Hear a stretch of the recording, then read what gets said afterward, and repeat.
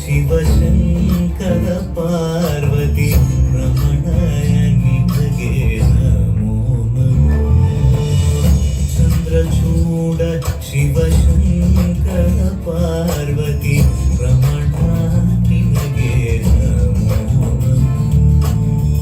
ಸುಂದರ ಕಲ ವಿರಾಗ ಧರ ಸುಂದರ ಕಲ ವಿರಾಗ ಧರ ಗಂಗಾಧರ ಗಜ ಚಾಮಾಂಬರಧರ ಗಂಗಾಧರ ಗಜ ಚಾಮಾಂಬರಧರ.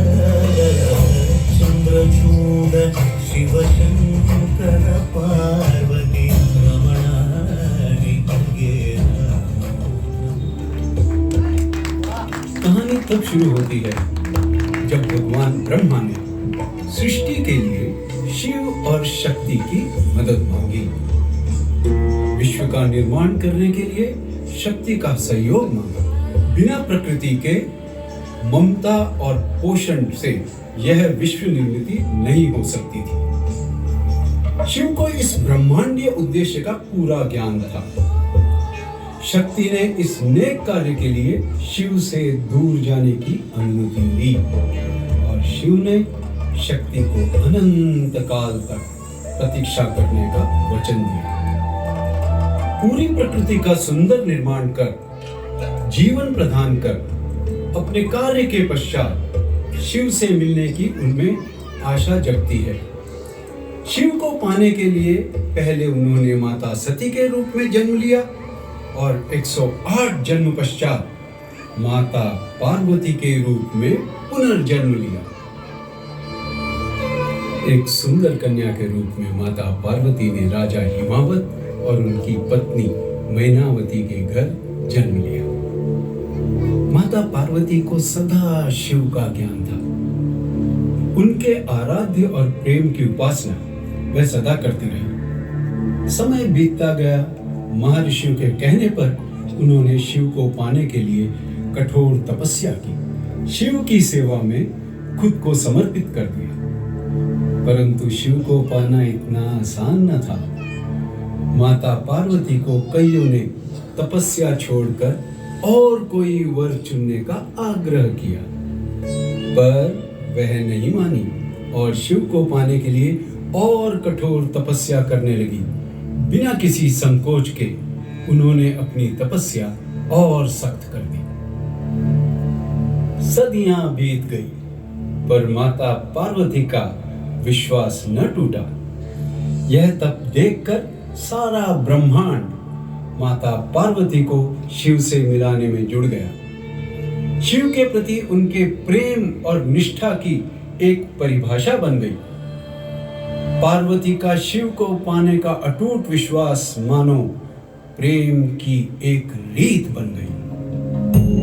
उठो पार्वती, तुम्हारी तपस्या पूर्ण हुई। देखो कितने युग बीत गए तुम्हारी प्रतीक्षा में। सब कुछ थम सा गया। शक्ति के बिना शिव एक अंधकार मात्र बन गया। स्वामी, इस तपस्या में भी तो आप मेरे साथ ही थे। एक श्वास भी अलग न था। शिव बिना शक्ति का कोई एहसास न था। यह दृश्य देखने जैसा था। जब शिव और शक्ति का दिव्य पुनर्मिलन हुआ, मानो पूरा संसार खिल उठा। उनके विवाह में तीनों लोक सहभागी हुए।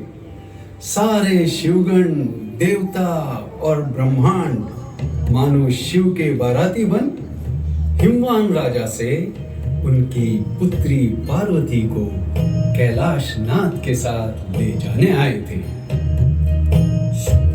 पुरुष और प्रकृति का एक होना पूरे ब्रह्मांड की सुरक्षा और वृद्धि का प्रतीक है। सृष्टि में आने वाले कई संकटों का निर्वाहन करने शिव और शक्ति का एक साथ होना जरूरी था। महादेव और शक्ति के इस रूप को अर्धनारेश्वर भी कहा जाता है। एक नई शुरुआत, एक दृढ़ विश्वास मन। बोलो हर हर महादेव।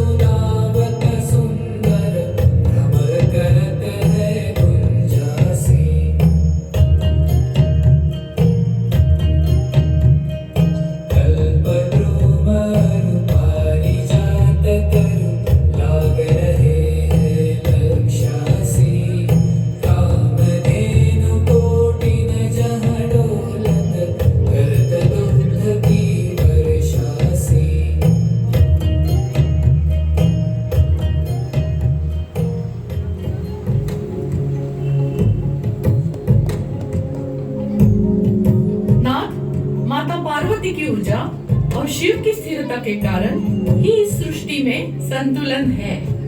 ये सच है। महेश्वर और त्रिपुरा सुंदरी केवल प्रेम नहीं परंतु सकारात्मक ऊर्जा भी है।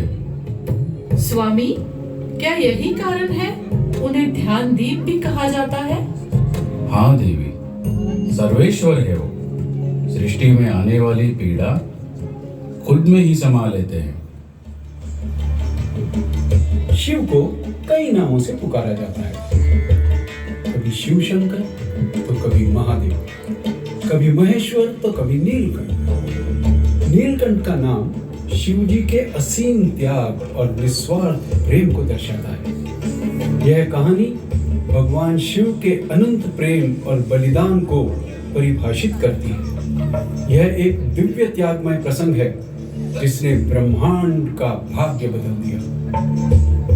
कथा के अनुसार ऋषि दुर्वासा के श्राप के कारण देवताओं ने असुरों से अपनी सारी दिव्य शक्ति खो दी। अपनी महिमा वापस पाने के लिए उन्होंने समुद्र की गहराई से अमृत निकालने का सागर मंथन शुरू किया। अमृत की लालसा में असुर भी इस मंथन में भागीदार बने। जैसे जैसे मंथन आगे बढ़ता गया, मंथन की क्रिया के दौरान वासुकी नाग के मुख से एक विषैली जहर की लहर निकलने लगी। इस जहर ने पूरे ब्रह्मांड को अस्थिर कर दिया। विषैला हालाहल संसार में विनाश का कारण बन रहा था। सृष्टि नष्ट हो रही थी। अगर ये हालाहल विष कुछ और देर सृष्टि में रहता तो कोई जीवित न रह पाता। सभी देवगणों, ऋषियों और असुरों को यह ज्ञात हुआ कि हालाहल विष के संकट को रोकने की क्षमता केवल भगवान महादेव के पास है। यही आश्वासन लेकर वे सब भगवान शिव की शरण में आ गए। हे महादेव, हमें शरण दे। सागर मंथन से निकला हुआ विष पूरे ब्रह्मांड का विनाश कर रहा है। इस धर्म संकट को रोकें। यह परीक्षा की घड़ी है, निश्चिंत रहिए, इसका उपाय है। मैं इस बोझ को सहन करूंगा। मंथन में कोई बाधा नहीं आनी चाहिए। भगवान शिव का यह एहसास था कि उन्हें ही इस महासंकट का सामना करना पड़ेगा। उन्होंने देवी पार्वती, अपने पुत्रों और अपने गणों को निश्चिंत होने का आश्वासन दिया। भगवान शिव क्षीर सागर पहुंचे। समुद्र से निकलते हुए हालाहल विष को अपनी मुट्ठी में समेटकर बूंद बूंद ग्रहण करने लगे। प्रकृति से विष का प्रभाव कम होता गया और सभी जीवित प्राणी ठीक होने लगे। माता पार्वती यह जानती थी कि महादेव बिना किसी प्रतिकूल प्रभाव पर विचार किए निस्वार्थ भाव से जहर का सेवन कर लेंगे। विष का सेवन महादेव को हानि ना पहुंचाए, यह सुनिश्चित करने के लिए माता पार्वती ने माता तारा का रुद्र स्वरूप लिया और जहर को महादेव के कंठ में ही रोक दिया। जहर के प्रभाव से महादेव के शरीर से धुआं उठने लगा। उनका शरीर एक उभरते ज्वालामुखी की तरह गर्म होने लगा। उनकी पीड़ा देखकर सब दुखी और निराश होने लगे।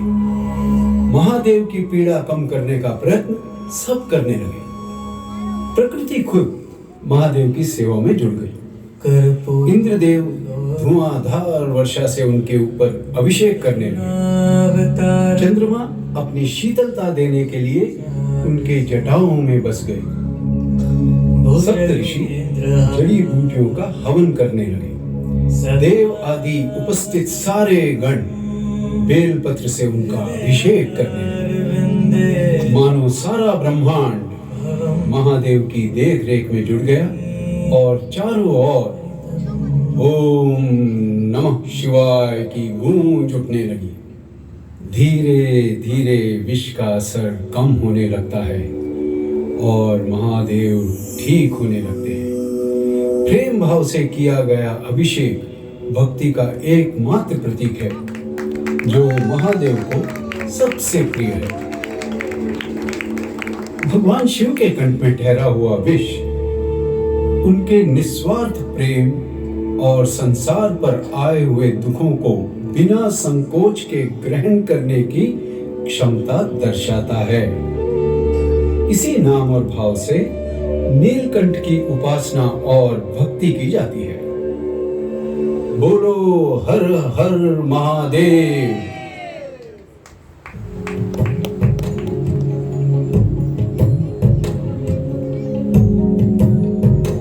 स्वामी, यह सृष्टि सदा महादेव की ऋणी रहेगी। यह विष धारण कर उन्होंने सृष्टि को जीवित रखा। हाँ देवी, शिव तो सदा मानव कल्याण के लिए सारे स्वरूप लेते हैं। कभी विषधारी, कभी वैरागी, तो कभी जटाधारी। स्वामी, जटाधारी से याद आया, देवी गंगा का धरती में अवतरण भी तो महादेव के कारण संभव हुआ। हाँ देवी, महादेव के बिना यह कार्य असंभव था।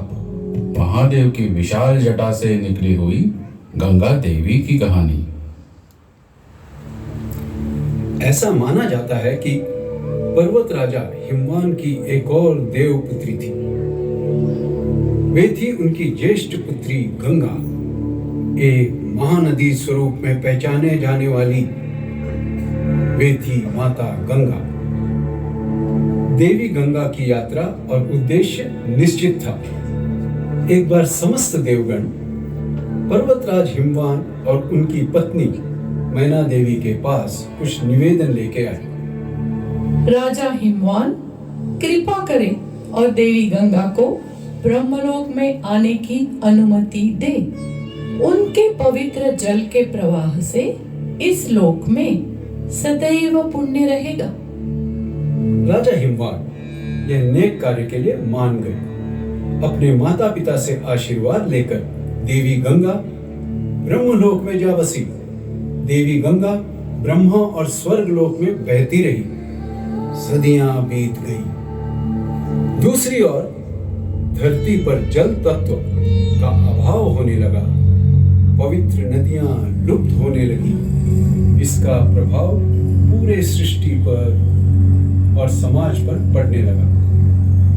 किसी भी शुभ और धार्मिक कार्यों के लिए पवित्र जल की कमी पड़ने लगी।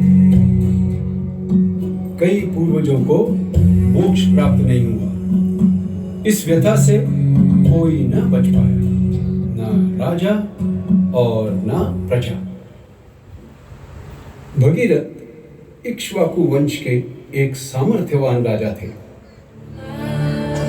जो अपने पूर्वजों को कपिल ऋषि के श्राप से मुक्त कराने के उपाय की खोज में थे।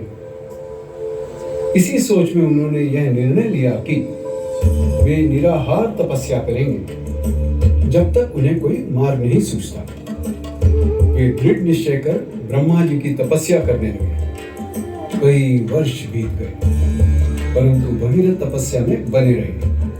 पृथ्वी में जल का पुनः प्रवाह लाने के लिए भगीरथ द्वारा किया गया तप सबसे कठोर माना जाता है। सारे लोकों में भगीरथ के त्याग और उनके उद्देश्य की चर्चा होने लगी। ब्रह्मा जी इस बात से अति प्रसन्न हुए और वे भगीरथ के सामने प्रकट हुए। उठो राजन, तुम्हारी तपस्या पूर्ण हुई। मैं जानता हूं कि तुम्हारे तप का कारण पृथ्वी का जन कल्याण ही है। देवी गंगा ही इस समस्या का समाधान है। भगवान, आपने मुझे यह राह बताकर बड़ी कृपा की। माता गंगा का धरती पर अवतरण कैसे संभव होगा? गंगा नदी को धरती में लाने का सामर्थ्य केवल महादेव ही कर सकते हैं। आप उनसे प्रार्थना करें। भगीरथ ब्रह्मा जी के उपदेश के अनुसार देवी गंगा को धरती पर अवतरित करने हेतु महादेव का मनपूर्वक ध्यान और प्रार्थना करने लगे। बिना समय का विचार किए वे भगवान शिव के ध्यान में चले जाते हैं। वहीं दूसरी ओर माता गंगा को भी इस बात का संकेत मिलता है कि राजा भगीरथ उनके धरती पर अवतरण का संकल्प लिए निर्जला तप कर रहे हैं। वे भगीरथ के तपस्या से प्रसन्न होती हैं और उन्हें दर्शन देती हैं। राजा भगीरथ, तुम्हारा विचार बहुत नेक है, परंतु तुम नहीं जानते मेरे वेग और प्रवाह को कोई नहीं रोक सकता। मेरा स्वर्गलोक से धरती पर प्रवाह बहुत तेज होगा, सारी धरती डूब जाएगी। सारी सृष्टि चिंता में पड़ जाती है। सबको विश्वास था भगीरथ माता गंगा का धरती पर अवतरण कराए बिना नहीं मानेंगे। वहीं दूसरी ओर माता गंगा के प्रवाह की शक्ति से धरती के डूब जाने के भय से सब कांप उठे थे। भगीरथ को आश्वासन था कि महादेव उनकी प्रार्थना स्वीकार करेंगे और माता गंगा का धरती पर अवतरण संभव करेंगे। उठो भगीरथ, तुम चिंता ना करो, देवी गंगा अवश्य धरती पर स्पर्श करेगी। उनका प्रवाह मैं नियंत्रित करूंगा। वह शुभ घड़ी आ गई। माता गंगा ने ब्रह्मा और विष्णु से आज्ञा प्राप्त कर धरती पर अवतरण होने का निर्णय लिया। उनका स्वरूप एक उग्र शक्तिशाली नदी के रूप में परिवर्तित हुआ। आगे वाला दृश्य देखने जैसा था। एक और विशाल नदी गंगा अपनी पूरी रफ्तार और क्षमता से आकाश की ओर बढ़ती जा रही थी और दूसरी ओर विशाल महादेव अपने त्रिशूल को आकाश की ओर बढ़ाकर उन्होंने अपनी विशाल जटाएं खोली। सारा आकाश मानो जटाओं में छिप गया। उधर गंगा ने अपना वेग और तेज किया। वे आकाश पर आ टूटी। चारों ओर बिजलियां कड़की। माता गंगा मानो शिव जी की जटा में आकर थम सी गई। उनका क्रोध शांत हो गया।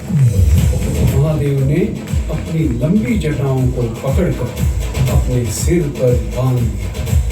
माता गंगा को अपनी जटाओं में स्थान दिया। माता गंगा ने स्वयं को शांत कर भगवान शिव की आज्ञा अनुसार सौम्य हो गई।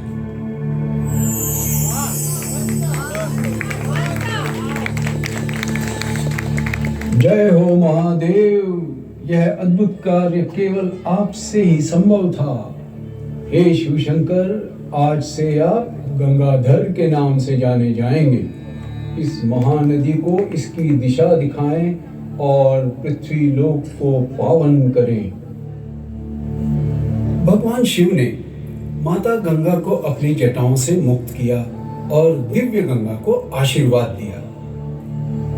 शिव जी की जटाओं से एक सौम्य भाव लिए वे भगीरथ के साथ धरती पर आ गई।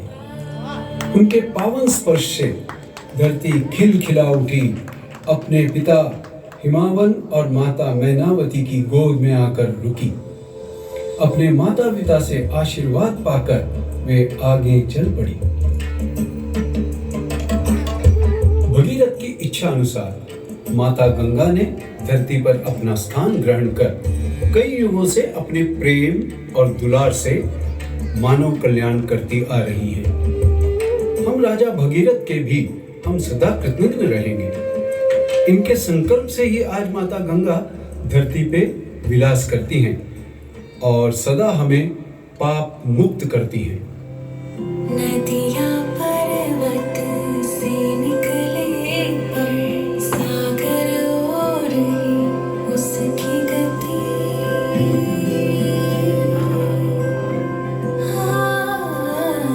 तब लगता है युग बीते हैं, धीर बिना कोई प्रेम नहीं। माता गंगा आज भी पृथ्वी और पाताल लोकों में बहती है। यह दिव्य नदी का पृथ्वी में लाना केवल भगवान शिव द्वारा किया गया एक प्रयास नहीं, बल्कि उनके अटल शक्ति, स्थिरता और बल का भी प्रमाण देता है। बोलो हर हर महादेव।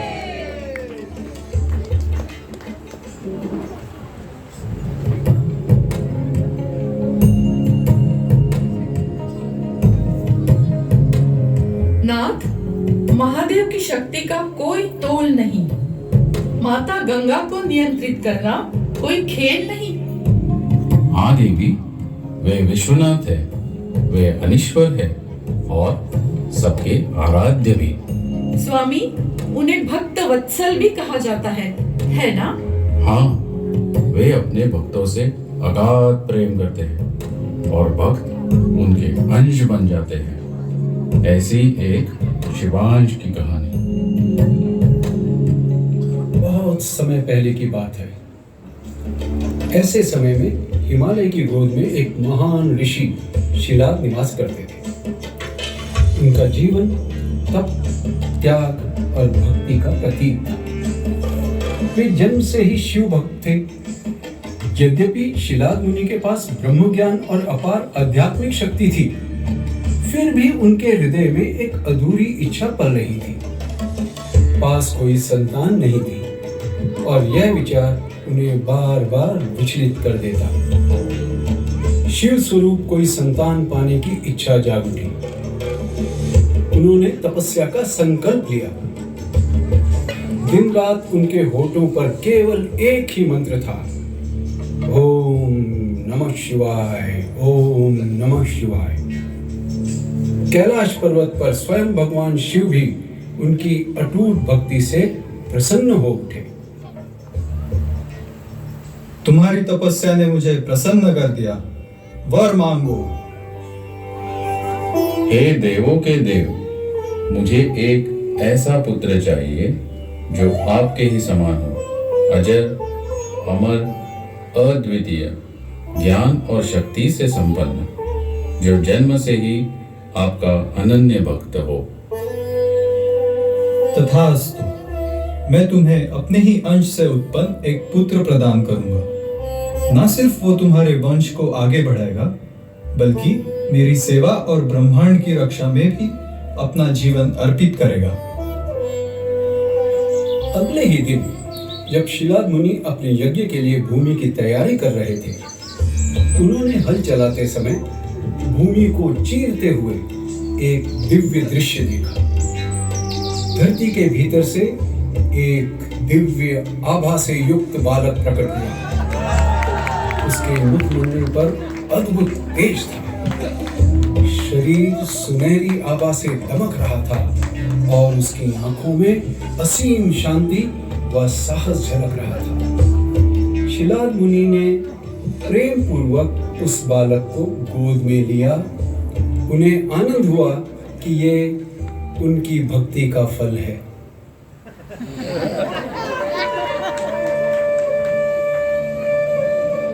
तुम मेरे जीवन का आनंद हो, मेरी भक्ति का फल हो।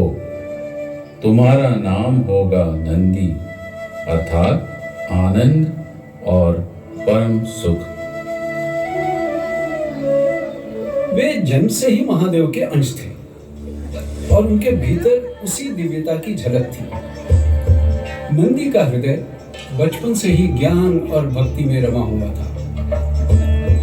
शिलाद मुनि ने नंदी को न केवल वेद, उपनिषद और पुराण का पाठ कराया, बल्कि उन्हें योग, ध्यान, ज्योतिष, आयुर्वेद और शास्त्रार्थ की गूढ़ विद्या भी सिखाई।